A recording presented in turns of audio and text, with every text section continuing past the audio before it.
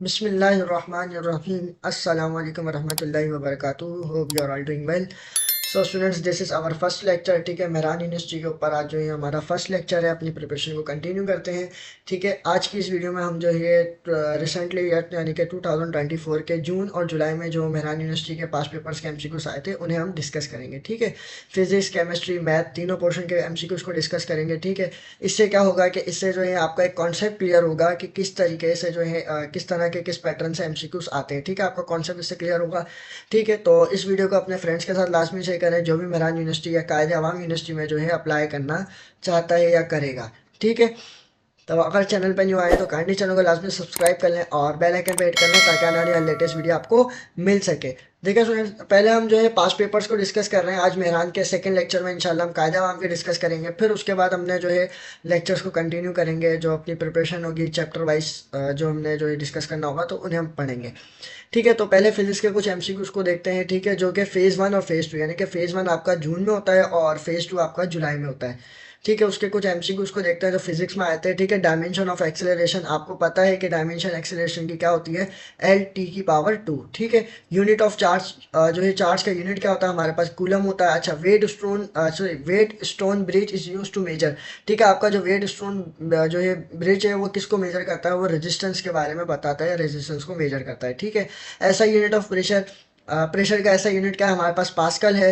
ठीक है, इसी तरह जो है सेकेंड एमसीक्यू हमारे को दे रहा है कि वर्क डन डेफिनेशन। ठीक है, वर्क डन की डेफिनेशन क्या है, एक वर्क तो जो होता है हम डेली लाइफ में होता है, ये वर्क है जो है फिजिक्स का है। ठीक है, इसमें क्या होता है, इसकी डेफिनेशन क्या है हमारे पास, product of force and displacement. ठीक है, product of force and displacement. ठीक है, दोनों ही जो है वेक्टर प्रोडक्ट है। तो जो है ये हमारे पास जब दो वेक्टर्स प्रोडक्ट जो है मतलब प्रोडक्ट में आते हैं तो हमारे पास तीसरा जो वेक्टर बनता है कौन सा बनता है, स्केलर। यानी कि वर्क डन जो है हमारे पास कौन सी एक स्केलर क्वांटिटी है। ठीक है, यहाँ पे एक और बात भी जो है आपको रिकॉल हो गई। ठीक है, तो आप अगर डॉट की साइन को हटाओ तो हमारे पास कॉस थीटा आता है। अगर हमारे पास जो है हम क्रॉस की साइन को हटाते हैं यानी कि क्रॉस प्रोडक्ट को रिमूव करते हैं हमारे पास साइन थीटा आता है। अगर डॉट को हटाते हैं तो हमारे पास कॉस थीटा आता है।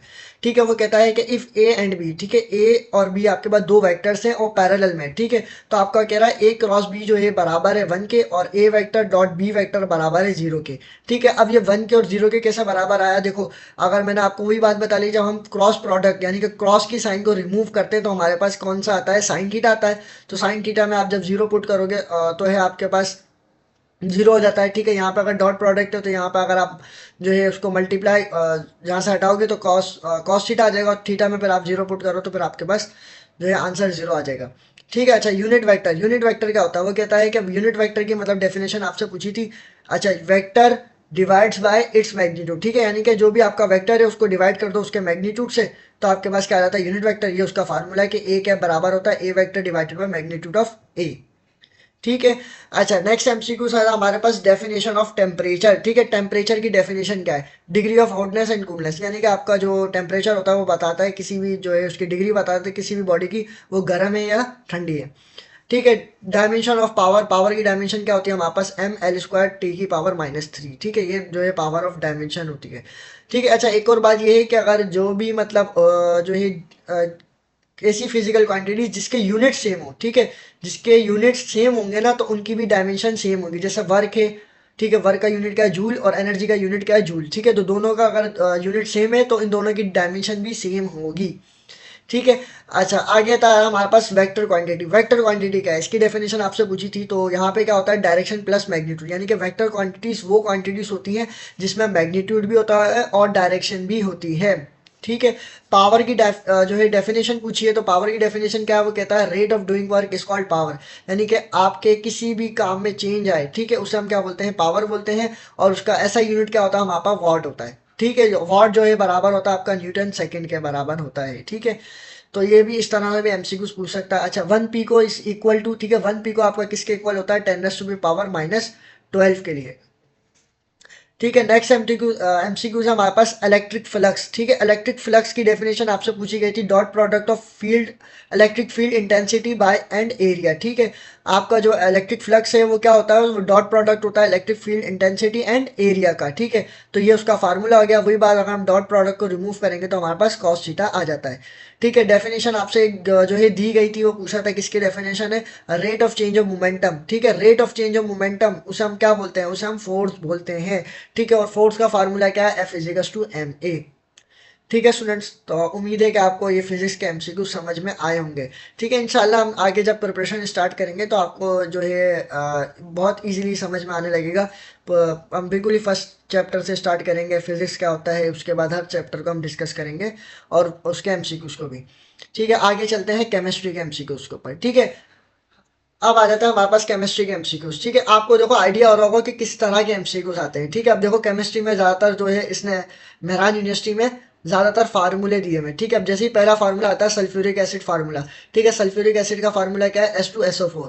ठीक है, इसी तरह डाइक्लोरोमीथेन का फार्मूला क्या है, CH2Cl2। ठीक है, जो हमारे पास तीसरा फार्मूला पूछा गया है उसने इथाइल क्लोराइड फार्मूला। ठीक है, इथाइल क्लोराइड का फार्मूला क्या है हमारे पास, CH3Cl2 और CH2Cl। ठीक है, ये इस तरह का आपकी चेन बनी हुई है।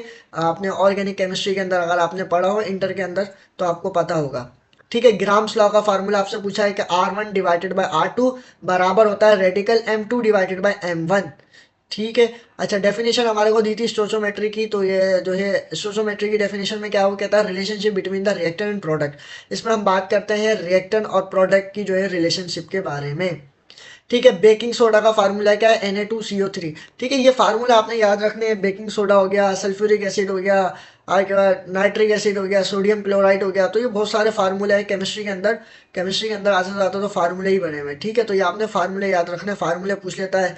इसी तरह इसके अंदर लॉज भी हैं आपके पास, चार्ल्स लॉ हो गया, बॉयल्स लॉ हो गया, ग्राम्स लॉ हो गया, एवोगाड्रो सॉरी एवोगाड्रो नंबर हो गया, ये नंबर्स भी आपसे पूछ सकता है। तो डिस्कवरीज भी पूछ सकता है कि इलेक्ट्रॉन किसने डिस्कवर्ड किया, उसका चार्ज क्या है, उसके वैल्यू क्या है। तो इस तरह के केमिस्ट्री में सवाल पूछता है। ठीक है, इसी तरीके से आपके पास नेक्स्ट जो है एमसीक्यूज है, वो कहता है फार्मूला ऑफ नाइट्रा। ठीक है, नाइट्रा का फार्मूला क्या है, NO3। ठीक है, इसी तरह alcohol react with potassium chloride. ठीक है, आपके पास वो कह रहा है अल्कोहल जो है जब रिएक्ट करेगा पोटेशियम क्लोराइड के साथ तो क्या फॉर्म करेगा, तो हमारे पास क्या बनाएगा, वो कार्बोक्सिलिक एसिड बनाएगा। ठीक है, वो कहता है बेंजीन इज कलरलेस। वो आप कह रहा है कि इसमें बेंजीन जो है कलरलेस है, क्या है वो, लिक्विड है। ठीक है, आप ऑप्शंस आपको दिए होंगे सॉलिड, लिक्विड, गैस, तो इसमें राइट ऑप्शन था आपका लिक्विड। ठीक है, चार्ल्स लॉ की डेफिनेशन आपको दी हुई है। चार्ल्स लॉ क्या होता है आपके पास, वो कहता है कि वॉल्यूम जो है डायरेक्टली प्रोपोर्शनल होता है आपके टेम्परेचर के। ठीक है, वॉल्यूम क्या होता है, डायरेक्टली प्रोपोर्शनल होता है टेम्परेचर के, और उसमें प्रेशर कांस्टेंट होता है। ठीक है, आपके पास तीन चार लॉज होते हैं, ब्रॉयल्स लॉ, चार्ल्स लॉ, आपका ग्राम्स लॉ होता है। तो ये दो तीन चार लॉज होते हैं। ठीक है, इसमें एक जनरल गैस इक्वेशन भी होती है केमिस्ट्री के अंदर। ठीक है, वो भी आपने याद रखना है, PV=nRT। तो वो भी एक क्वेश्चन है, तो वो भी आप याद रखिएगा। खैर, तो बॉयल्स लॉ में ये है कि आपका वहाँ पे टेम्परेचर कांस्टेंट होता है, वॉल्यूम जो है इनवर्सली प्रोपोर्शनल होता है प्रेशर के, बॉयल्स लॉ में। ठीक है, चार्ल्स लॉ में क्या है, आपका वॉल्यूम डायरेक्टली प्रोपोर्शनल है टेम्परेचर के, और आपका यहाँ पे प्रेशर कांस्टेंट है। ठीक है, अल्कोहल की डेफिनेशन आपसे पूछी थी, तो अल्कोहल की डेफिनेशन क्या है, बेसिकली आर रिएक्ट करेगा किसके साथ, OH के साथ। अब आर क्या है यहाँ पे, आर जो है आपका अल्काइल हैलाइड है।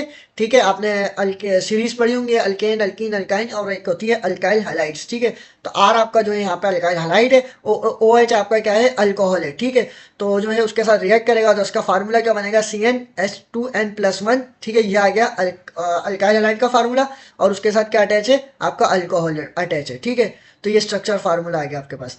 ठीक है, O2 है। ठीक है, वो कह रहा है कि O2 यानी कि आपका ऑक्सीजन जो है वो कौन सा बॉन्ड बनाता है, डबल कोवलेंट बॉन्ड बनाता है। तो यानी कि इतना इजी टेस्ट आता है ना मेहरान में, इतना इजी टेस्ट आता है ना कि हद से ज़्यादा इजी आता है। ठीक है, बहुत इजी टेस्ट आता है, बिल्कुल बेसिक में से लेता है टेस्ट। तो देखो, मैंने आपको पहले भी जब एक इंट्रोडक्शन वीडियो बनाई थी उसमें भी बताया था कि जितना ईजी टेस्ट होगा उतना ही टफ कंपटीशन होगा। ठीक है, और जितना टफ कंपटीशन होगा उतना हार्ड टेस्ट होगा। ठीक है, अब नेक्स्ट एमसीक्यूज में देता है हमारे को HCl है। ठीक है, HCl यानी कि जो है आपका हाइड्रोक्लोराइड आपका जो है वो कौन सा बॉन्ड बनाता है, पोलर कोवलेंट बॉन्ड जो है आपका HCl बनाता है। ठीक है, एन इज यूज फॉर। ठीक है, आपकी एन जो है वो किसके लिए यूज होता है, अल्केन सीरीज के लिए यूज होता है। ठीक है, मैंने आपको पहले ही बताया कि आपके पास 4 तरह की सीरीज होती है, अल्केन, अल्कीन, अल्काइन और अल्काइल हैलाइड्स। ठीक है, तो ये आपने सीरीज को अच्छे से पढ़ लेना है। ठीक है, आपका इंटर के अंदर सेकंड जो मतलब इंटर के अंदर है ना, आपकी 2 पार्ट्स में डिवाइड होती है ना आपकी केमिस्ट्री। अब तो न्यू बुक आ गई है, अब उसमें आई थिंक जो है एक ही में कर दिया हो, लेकिन पहले जो है 2 पार्ट्स में थी, इनऑर्गेनिक और ऑर्गेनिक। ठीक है, तो ये ऑर्गेनिक के अंदर था जिसके अंदर हम जो है कार्बन और जो है हाइड्रोजन के बारे में पढ़ते हैं। ठीक है, आखिरी लास्ट एमसीक्यूज देता है हमारे को ग्लूकोज फार्मूला। ठीक है, बच्चों वाला सवाल है, ग्लूकोज का फार्मूला क्या है?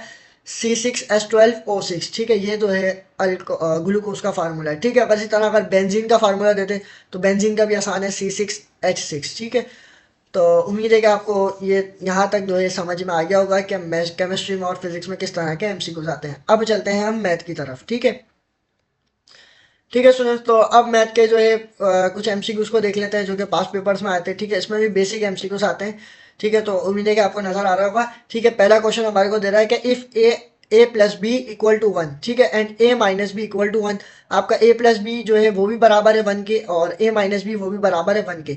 तो देन आपके पास पूछ रहा है कि ए एंड बी क्या होगा, ए और बी की वैल्यू आपसे पूछ रहा है। देखो आसान है, इसका सोल्यूशन क्या होगा? आप A plus B equal to one और A minus B equal to one. ठीक है, दोनों क्या करो, ऐड कर दो। ठीक है, सब्ट्रैक्ट करो इसमें से इसको, तो आपका प्लस का बी माइनस का बी कैंसिल हो गया, तो ए और ए आपके पास दोनों ऐड हुए। ठीक है, यहाँ पे वन और वन भी ऐड हो गया, तो कितना हो गया? 2a बराबर हो गया 2 के। तो ठीक है, 2 से 2 कैंसिल हो गया, ए की वैल्यू हमारे पास क्या आ गई? 1 आ गई। ठीक है, अब इस वैल्यू को आप इक्वेशन 1 में ऐड कर दो। ठीक है, हमने दोनों को इक्वेशन 1 और 2 सपोज कर लिया था, तो अब इसको इसमें 1 में पुट करो, तो आपके पास ए की वैल्यू क्या आ जाएगी? यहाँ पे 1 आ गया ए की जगह पे। अब ये 1 उधर जाएगा तो माइनस का हो जाएगा, तो प्लस का 1 माइनस का 1 कैंसिल होके, तो बी की वैल्यू हमारे पास क्या आ गई? 0 आ गई। ठीक है, आगे चलते हैं। सेकंड एमसीक्यू से हमारे को equation of line passing through origin. वो कह रहा है ऐसी लाइन की इक्वेशन बताओ जो ओरिजिन से पास हो रही हो। ठीक है, तो देखो हमारे पास कोई भी जो है लाइन जो ओरिजिन से पास होती है ना, तो वहां पे हमारे पास इंटरसेप्ट यानी कि सी की वैल्यू क्या होती है? 0 हो जाती है। ठीक है, यहाँ पे वाई की मतलब वहां पे जीरो वैल्यू 0 हो जाती है ओरिजिन पे। ठीक है, तो वहां पर सी जो है बराबर हो जाएगा 0 के, तो हमारे पास इक्वेशन क्या बनेगी? y equal to M X. ठीक है, वैसे तो स्लोप इंटरसेप्ट फॉर्म की वैल्यू जो इक्वेशन होती है हमारे पास क्या होती है? y equal to M X plus C. ठीक है, तो वहां पे c की वैल्यू 0 हो गई, तो हमारे पास इक्वेशन क्या बन जाएगी? y equal to M X. ठीक है, थर्ड हमारे को एमसीक्यूज देता है, वो कहता है इनवर्स ऑफ 2/2 का मैट्रिक्स। ठीक है, इस तरह का क्वेश्चन था वहां पे, क्या आपने इनवर्स निकालना था 2/2 मैट्रिक्स का, तो वो आपको प्रैक्टिस करनी पड़ेगी कि इनवर्स कैसे निकालते हैं। ठीक है, इसी तरह आपको जो है यहाँ पे एमसीक्यूज दिया है, फोर्थ एमसीक्यूज के 10 to 25 की वैल्यू आप बताओ। ठीक है, टेन थीटा, साइन थीटा और कॉस थीटा, इनमें वैल्यूज बहुत देता है, ट्रिग्नोमेट्रिक सेशन लाजमी दे रहा है। ठीक है, पिछले 2 सालों से मेहरान यूनिवर्सिटी 2 सालों से मैथ के अंदर ट्रिग्नोमेट्रिक सेक्शन जो है उसमें ज़्यादातर क्वेश्चन देता है। ठीक है, अब यहाँ पे सवाल पूछा है कि 10 to 25 जो है उसकी वैल्यू बताओ क्या होगी। अब देखो इसको आसान है, इसको क्या करो आप इसको दो हिस्सों में ब्रेक कर लो, 10 180 प्लस 45। ठीक है, तो इसको आप जब ब्रेक करोगे तो 10 180 बराबर होता है 0 के, और 10 45 बराबर होता है 1 के, तो आपके पास वैल्यू क्या आ गई? 1 आ गई। ठीक है, तो ये इस तरीके से ब्रेक करके आपने करना है कि एक एक की वैल्यू निकाल लेनी है। ठीक है, इसी तरह आगे चलते हैं कि टेन अल्फा प्लस बीटा का फार्मूला क्या है आपके पास? 10 alpha plus 10 beta divided by 1 plus 10 alpha 10 beta. ठीक है, अगर यहाँ माइनस बोलता तो यहाँ पे माइनस आ जाता। ठीक है, प्लस की जगह माइनस आ जाता। अच्छा, साइन 540 की वैल्यू आपसे पूछी गई है, तो आप क्या करोगे? इसको भी 200 में ब्रेक करोगे, साइन 360 प्लस 180। ठीक है, तो ये बराबर होते हैं 0 के, तो यहाँ पे 0 आ गया। ठीक है, इसी तरह साइन अल्फा प्लस बीटा का फार्मूला आपसे पूछा गया। साइन अल्फा जो है साइन अल्फा प्लस बीटा का फार्मूला होता है sine alpha cos beta plus cos alpha sign beta. ठीक है, तो ये आपने फार्मूला याद रखना है, cos alpha plus beta cos alpha minus beta sine alpha plus beta sine alpha minus beta, ten जो है alpha plus beta 10 alpha minus beta. तो ये फार्मूला है ट्रिग्नोमेट्रिक सेक्शन में, तो आपने ये याद रखने। ठीक है, इसी तरह सातवां एमसीक्यू हमारे को कहता है कि 10 2 थीटा किसके बराबर होता है? ठीक है, 10 2 थीटा जो है हमारा बराबर होता है 2 साइन थीटा कॉस थीटा के, यानी कि ट्रिग्नोमेट्रिक आइडेंटिटीज, ट्रिग्नोमेट्रिक फार्मूलाज ये आपने याद रखने हैं। ठीक है, वो टेंशन नहीं लेना, मैं जब आगे प्रिपरेशन कर पाऊंगा तो मैं आपको सारे फार्मूले हर चीज एक एक चीज घोल के पिला दूंगा। ठीक है, एक एक चीज आपको समझा दूंगा। अच्छा, आठवां आता है हमारे पास कॉस 30। ठीक है, कॉस 30 डिग्री की वैल्यू क्या होगी हमारे पास? ठीक है, कॉस 30 जो है आपका बराबर होता है रेडिकल 3/2 के। ठीक है, साइन 30 बराबर होता है 1/2 के, कॉस 60 बराबर होता है 1/2 के। अच्छा, इसको जो है इसको कॉस 30 हो गया, कॉस और साइन के वैल्यू को डिफाइन करने का एक ट्रिक होती है। ठीक है, इंशाल्लाह जब मैं प्रिपरेशन स्टार्ट करूंगा, बल्कि करूंगा नहीं, मतलब 2 4 दिन में वीडियोस अपलोड करना स्टार्ट कर दूंगा, तो इंशाल्लाह जैसे ही मैं आगे इस टॉपिक पे आऊंगा, इस चैप्टर पे आऊंगा ट्रिग्नोमेट्रिक पे, तो मैं आपको जो है इसकी ट्रिक भी समझाऊंगा कि किस ट्रिक के जरिए आप जो है साइन की कॉस की वैल्यूज को इजीली फाइंड आउट कर सकते हो। ठीक है, आपको मतलब इतना टाइम याद करना नहीं पड़ेगा, बस एक ट्रिक समझनी है और आपको जो है आपका आंसर आपके सामने होगा। ठीक है, कॉस 60 की वैल्यू होती है 1/2, कॉस साइन 60 डिग्री की वैल्यू होती है रेडिकल 3/2, और साइन 45 और कॉस 45 की डिग्री, ठीक है, इन दोनों की वैल्यू सेम होती है रेडिकल 1/रेडिकल 2। ठीक है, तो उम्मीद है कि स्टूडेंट्स आपको जो है ये लेक्चर अच्छा लगा होगा, आपको समझ में आया होगा। ठीक है, इसी तरह से मत बेसिक बेसिक एमसीक्यूज आते हैं मेरान में। ठीक है, तो जो भी मतलब बच्चा आगे जो मेरान में अप्लाई करेगा तो आपको जो है एक एक्सपीरियंस हो गया होगा कि किस तरीके के एमसीक्यूज आते हैं। ठीक है, तो इंशाल्लाह इसके बाद हम जो ये कायदे अवाम यूनिवर्सिटी के जो है पास पेपर्स को डिस्कस करेंगे, उसके बाद हम अपना लेक्चर्स को स्टार्ट करेंगे। तो अगर आपको वीडियो कैसी लगी, अगर आपको कोई बात समझ नहीं आए तो आप मेरे को कमेंट में पूछ सकते हैं। वीडियो जैसी लगी तो एक अच्छा सा कमेंट दे दिएगा। ठीक है, तो और ये वीडियो को अपने जो है फ्रेंड्स के साथ लाजमी शेयर करिएगा। ठीक है, थैंक्स फॉर वॉचिंग, दुआओं में याद रखिएगा।